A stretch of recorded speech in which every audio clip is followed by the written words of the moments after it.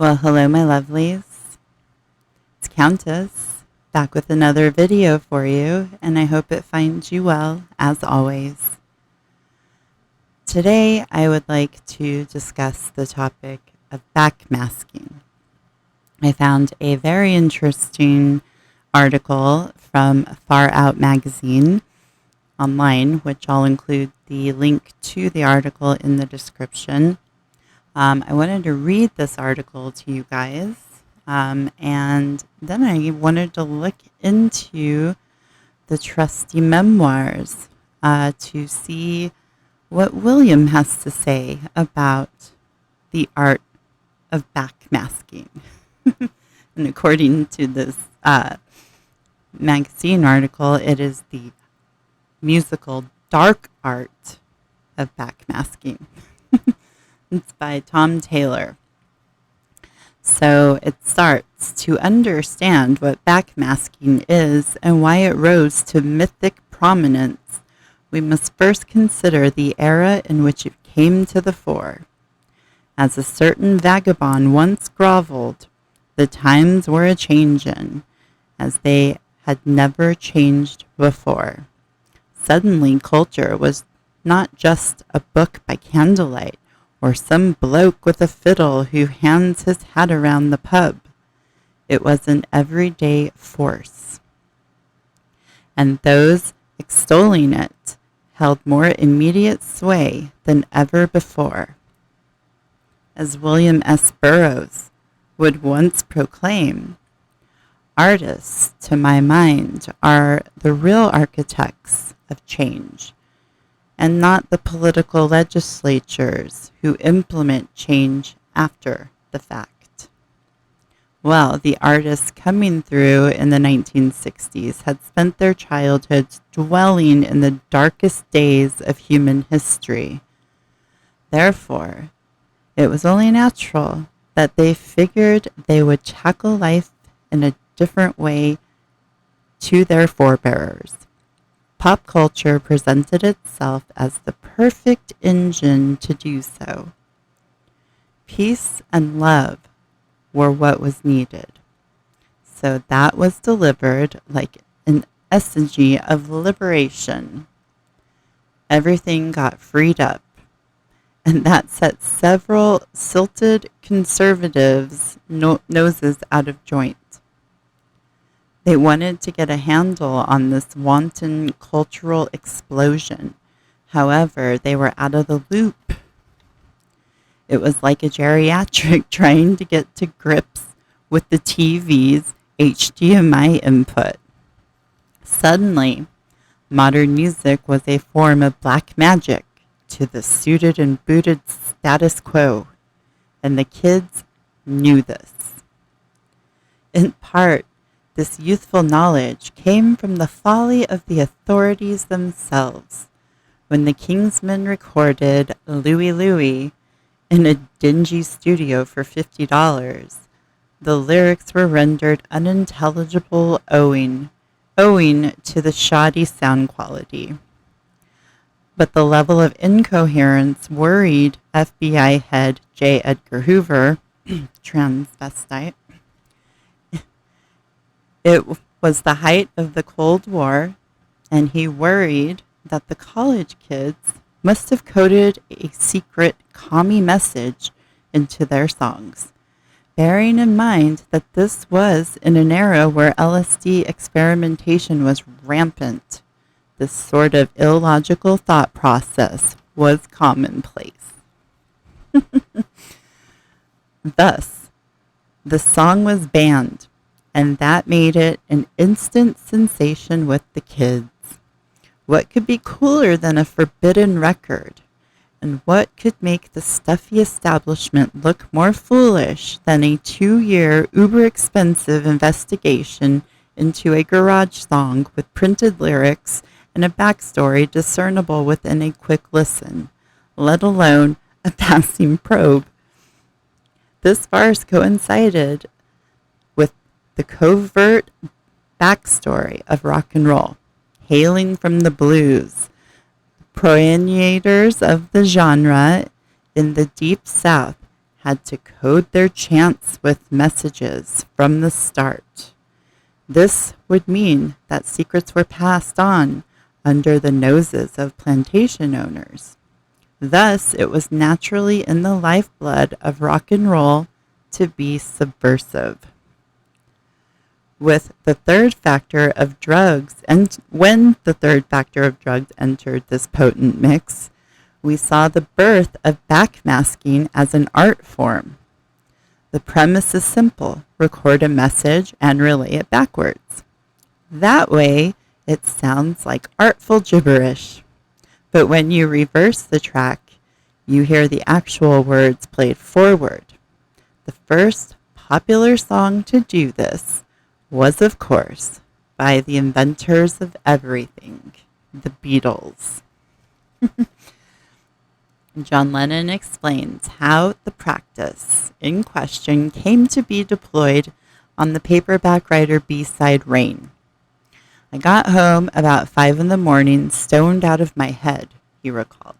I staggered up to my tape recorder and I put Rain on, but it came out backwards, and I was in a trance in the earphones. What is it? What is it? It's too much. I really wanted the whole song backwards almost, and that was it. So we tagged it on the end. Sitting in the already shady world of the B-side, this technique created an eerie aura that allured fans. Furthermore, it was avant-garde enough to once more show that the biggest band in the world were pulling away from the known center. In those days, pretty much every big act was against the square establishment in some way. And with the Beatles leading that way, others were soon set to follow in the subversive act of backmasking. Oh, that's like a Hegelian dialectic right there. You write the squares need an opposition. The square's opposition is subversiveness. Dun-dun-dun. So what exactly was Lennon encoding? Well, as he said, he simply played the original song backwards in error. That is all that makes the final edit in the closing stages. It is simply a vocal snippet of Lennon singing, played in reverse. So how could that be deemed subversive? Well, it just was, because the authorities didn't get it, man. And thereafter, a wave of hysteria took over. The establishment were subsumed by the paranoia that comes with not getting the joke and worrying that you might be the butt of it. Yes, okay. And then Lennon's exhibition was an entirely intentional piece of experimental art. Wait, didn't he just say that it just happened simply by accident? Huh. Literally, all you had to do was reverse the sound and you could hear him singing the song. Granted, it may have sounded a bit funny, but the content was the same. However, fueled by the misuse that beset the floundering authorities, now fans, spies, and fanatics alike were looking for more. What else was being said within the strange sounds of psychedelia? Well, not a lot. But that didn't stop fans from hearing Paul is Dead in Revolution 9 and Worship Satan in the Led Zeppelin songs. None of these was actually the case. It was a mere unintentional phonetic reversal. In other words, play enough songs backwards and squint your ears and you're going to pick up on something you can twist. Nevertheless, before Lennon, there was actually an occultist origin to the practice. The satanic spirit leader, Aleister Crowley, encouraged magicians to play records backwards, so they became adept at thinking backwards by external means.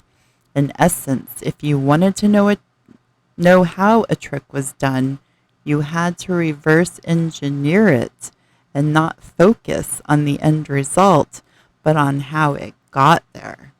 Apparently, listening to something backwards was a way of training your brain to be more efficient at this. The origin is not just some coincidental tidbit either. Crowley's otherworldly ways attracted many counterculture stars of the day. They leaned into the dark subversion and offer. With drugs bountiful, the old standards were being rewritten. People wanted to do with the traditions and indoctrinations that had caged society. Thus, avant-garde experimentation was rampant, or founded on the Luciferian doctrine. The problem was that this expressive experiment was largely an artistic venture and used for show. However, when the satanic panic swept America, this all changed, and the dying flame of backmasking was reignited in an eternalizing way. The 1980s saw a child abduction case hit the headlines. The statistics showed that it was no more widespread than usual. But this story gained traction and capitalized on the fact that the parents were feeling guilty for spending more time at work than at any point in modern history. They were scared about their children, and the rise of the evangelical Christian right amplified this. Suddenly, fears ran wild that Satan had infiltrated America. Naturally, heavy metal bands bore the brunt of this, and accusations of sinister backmasking ran riot without any grounds. Rob Halford of Judas Priest was slandered for coding suicidal messages in his music, to which he very shrewdly pointed out, "Why would I want to kill off our fan base? If I was coding messages, then surely it would be to urge fans to buy more of our singles." However, logic has never had any place in this discussion. It was always a pop culture sensation. And, as with many things in culture, it satiated our desire to indulge in fantasy. Thus, the practice is now enshrined in the lore of mystic alternative art. Yes. So that is Far Out's take on the black, dark art of backmasking. And with that in mind, I would like to take a look at the chapter in Memoirs called Drive My Car Backwards. And we're going to start on page 58. Starts, "A day in the life in Revolution 9 to name songs of other albums have backward recordings of sounds of car crashes. You would need to play them backward to hear them. While high on marijuana and working on Rain, John accidentally played a tape of that song in reverse. In that instance, the mistake from John's impaired judgment led to a discovery that impacted our Beatles music for the better. We then impacted various other bands who imitated us. The Beatles, most especially John, had avidly used Predulin to enliven his stage performances in Hamburg, and sometimes to keep them awake, but often to ignite maniacal stage antics." And then we're going to go to page 59. Down a little bit, it says, "Reversing the recording of Rain, playing it backward, sounded interesting.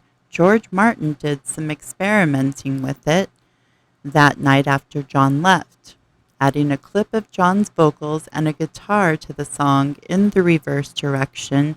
He made the world's first backward masking.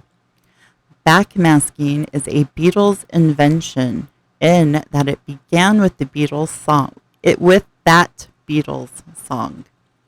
We then did it in others. It was George Martin, not John, who thought of it and first tried it. The next day, George Martin shared it with John, who thought it was great and was happy to keep it in there.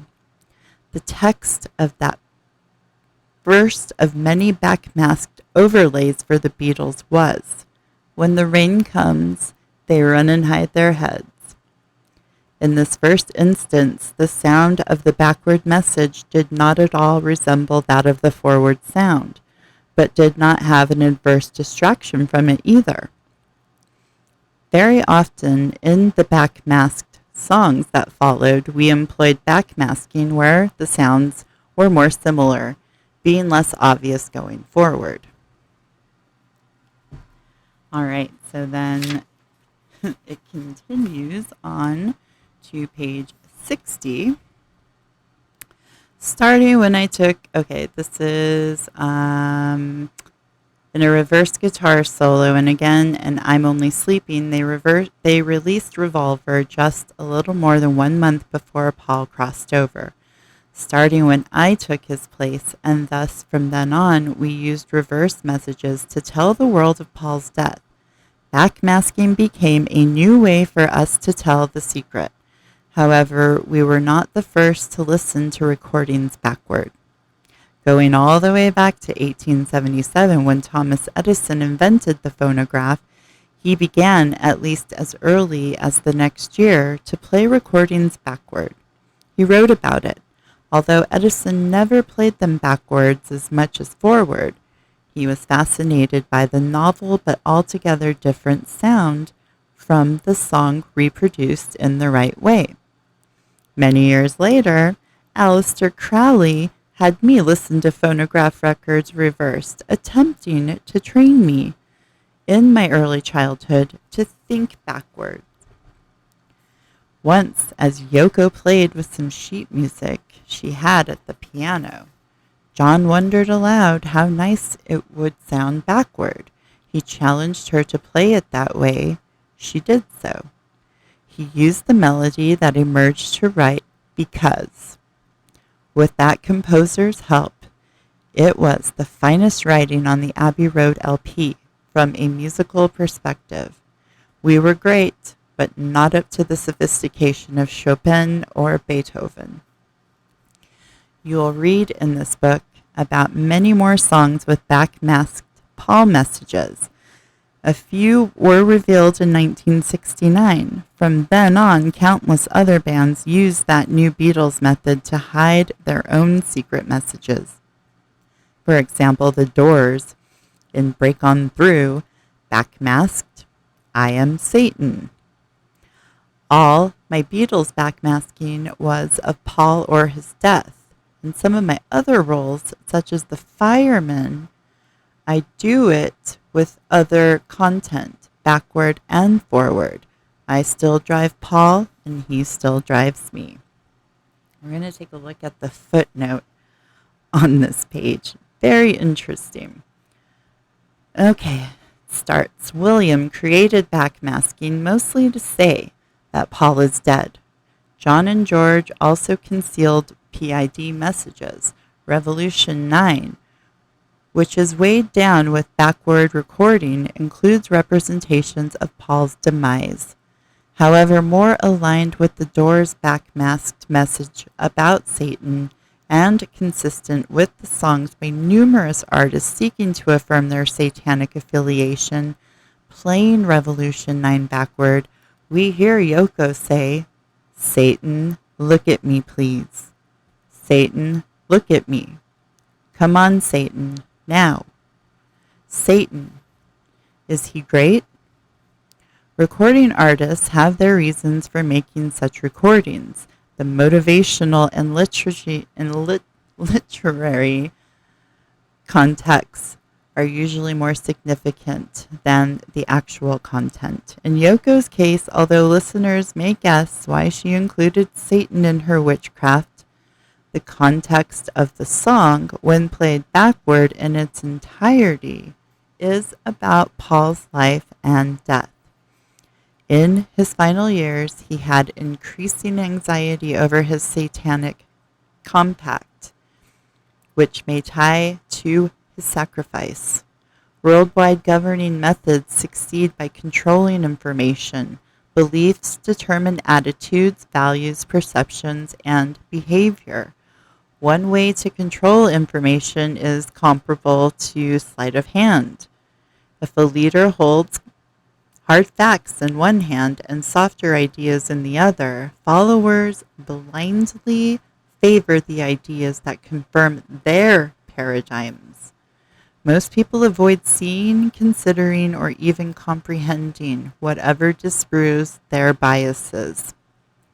Yoko's sleight of hand draws attention from the martyr to the witch.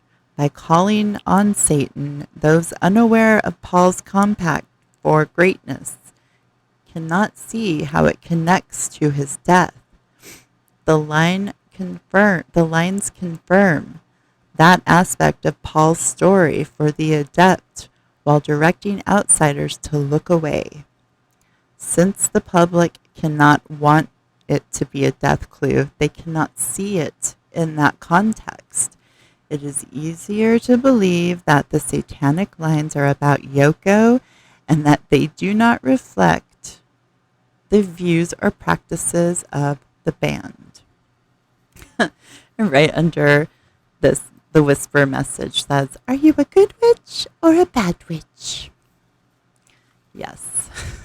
So just some thoughts on the topic of backmasking. And I thought it was just interesting because, yeah, I'm going to attach this bit from an I Am a Phony Rotten Apple series because it has in context what the footnote on page 61 was discussing about Yoko and her saying, "Satan, look at me."